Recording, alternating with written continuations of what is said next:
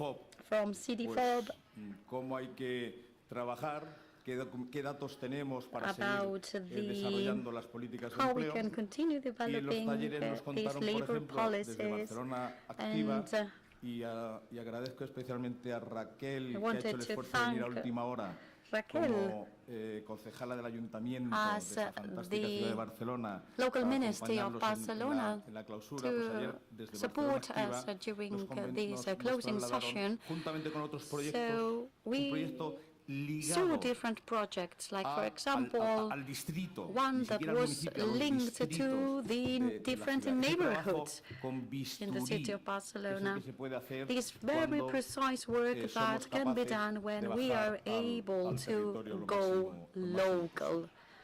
Séptima conclusión, en torno a los servicios públicos de empleo, donde estamos aquí And representantes we de servicios are públicos estatales, representatives nacionales, here autonómicos, of public federales, employment en agencies. donde queda claro y And todos vamos adelante con la misma idea, we que all tenemos que have the seguir same idea that we reforzándonos need to en la profesionalización de reinforce the de las personas que professionalism trabajan of técnicamente con the nosotros, people working esa with red us. This que ineludiblemente red, necesitamos para this acompañar network a lo that largo we de need toda la vida laboral to a las personas support en people, desempleo y cada vez people más a who las are personas unemployed, activas que also están people who trabajando, are personas working, ocupadas y por supuesto y muy people who importante, are employed, la and pequeña y also mediana the empresa. SMEs.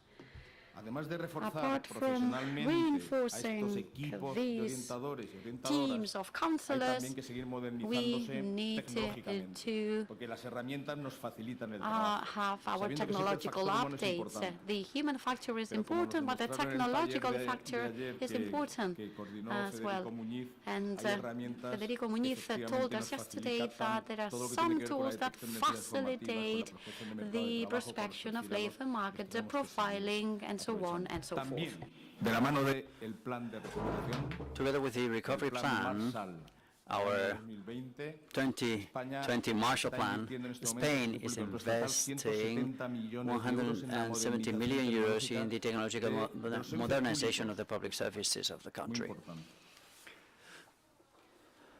Octava conclusión. Eighth conclusion, we need to make the most todo lo que las instituciones of que tenemos con mucho conocimiento, con mucha the documentación, nos ofrecen, como las institutions que han pasado. we have, everything we've seen during these 2 days, Europhone, FTE, Interford, CDFOP, WAPS, OCDE también, por supuesto. OECD, of course. Una matización, un comentario esta mañana que Let me add a remark. This morning, when the director of Interfor talked about her project, a few weeks ago we had the opportunity to have a meeting on the other side of the Atlantic, and there's an issue that happens in Europe too, but not that often, which is the amount of informal jobs there are in Spain, in Europe. 50% of the employment is informal employment in our world. People who are working, but they are not in any list or registry, especially in Latin America. It is a huge problem that they are trying to tackle as well as they can. Productivity gaps, fast response to the industry of fabric when they express their training requirements. This is something we need to work on too. And all of this has happened here in Barcelona, where we already have 16 buildings or representations in the skyline. You can see that allows us to do a little cultural journey throughout the city. The design was made with my colleagues in the design department in our headquarters. And whenever I see this design, I like it even more than before.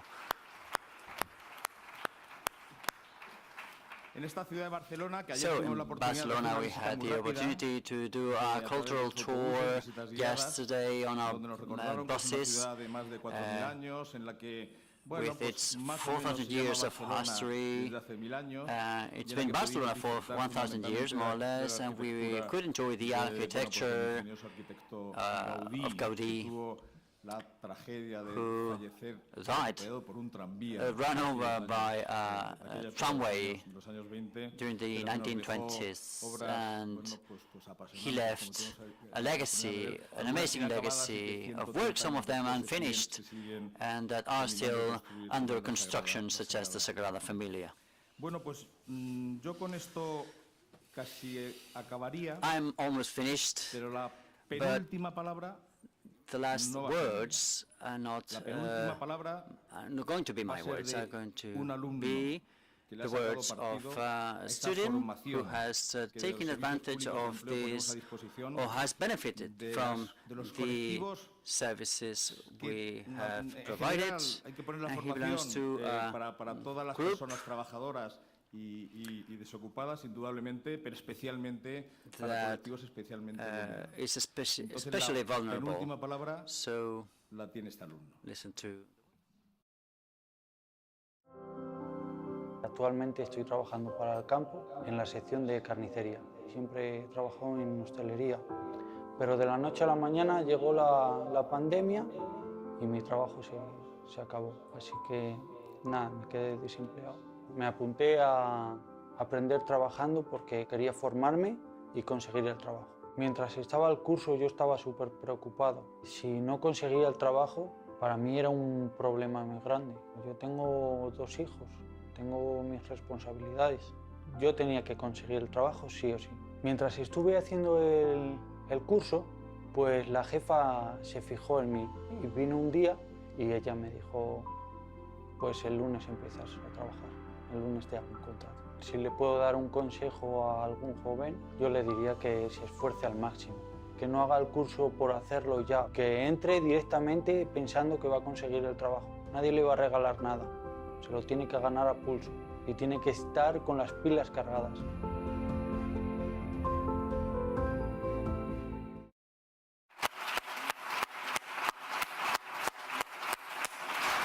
Bueno, pues con las pilas cargadas, muy buen viaje de vuelta. Have a lot of energy, todos que tenéis que coger un tren, un avión, un vehículo, journey back andando a casa, que está muy bien. Pasear por la ciudad. Whatever mode of transportation you're using, you can walk around Barcelona if you have time. Please enjoy the city and let's keep in touch. Thank you so much.